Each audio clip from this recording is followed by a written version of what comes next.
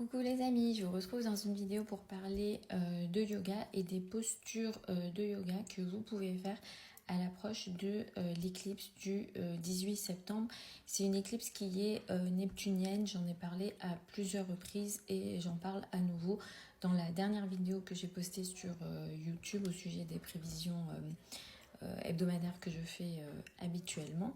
Donc c'est une éclipse neptunienne, ce qui veut dire qu'elle apporte énormément de confusion. Neptune qui va ici avoir un impact sur la Lune mais aussi sur le Soleil pourra aussi faire baisser le système immunitaire. Donc on pourra aussi être un peu plus sensible face à des maladies entre guillemets. Ça on peut le vivre individuellement, mais on peut aussi le vivre de façon un peu plus collective. Donc normalement vous avez quelques contenus à ce sujet. Vous avez normalement aussi une petite vidéo que j'avais tournée il y a quelques semaines avec les aspects de cette éclipse lunaire. Donc je vous invite à aller regarder si vous voulez plus d'infos.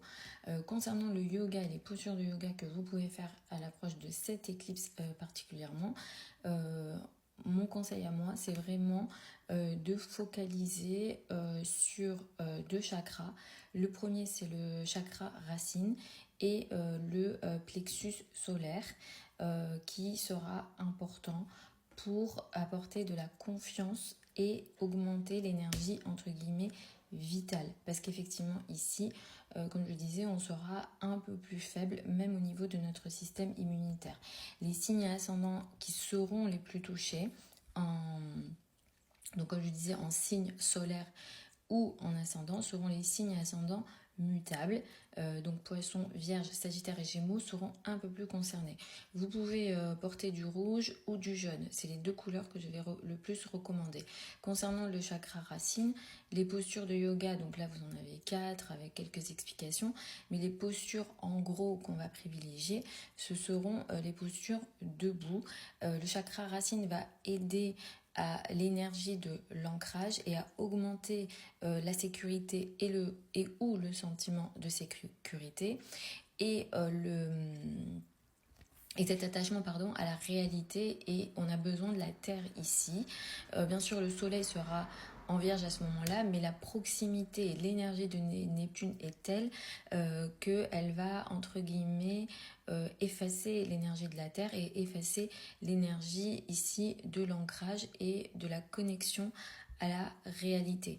Le second chakra que je recommande de travailler avec cette éclipse-là, c'est le plexus solaire, donc de porter du jaune, de focaliser sur le jaune. Et ici, il faut travailler sur la confiance en soi. En gros, ça va être toutes les postures qui travaillent entre guillemets les abdos ou qui ont, comme par exemple cette posture-là, la seconde Warrior 1, donc le guerrier 1, il est très intéressant parce qu'il l'ouvre ici au niveau de la poitrine et surtout du plexus solaire. Donc toutes les postures qui mettent le buste en avant, ce seront des postures très intéressantes que vous pourrez travailler, que je vous recommande de travailler, parce qu'effectivement on pourra se sentir un peu plus faible que d'habitude, et effectivement il y aura toute cette énergie de confusion possible en général, que ce soit en astrologie ou même dans l'histoire du yoga. C'est vrai que les périodes d'éclipse ne sont pas recommandées pour prendre des grosses décisions parce qu'on est face à des événements karmiques très importants. Bon, je peux développer sur l'éclipse, mais comme je l'ai déjà fait sur d'autres vidéos, je vous invite à aller regarder parce que je parle effectivement des aspects au niveau du ciel et des effets que ça peut amener. Voilà les amis, j'espère que c'est une vidéo qui vous a plu. Je vous embrasse et puis je vous retrouve lors d'une prochaine vidéo.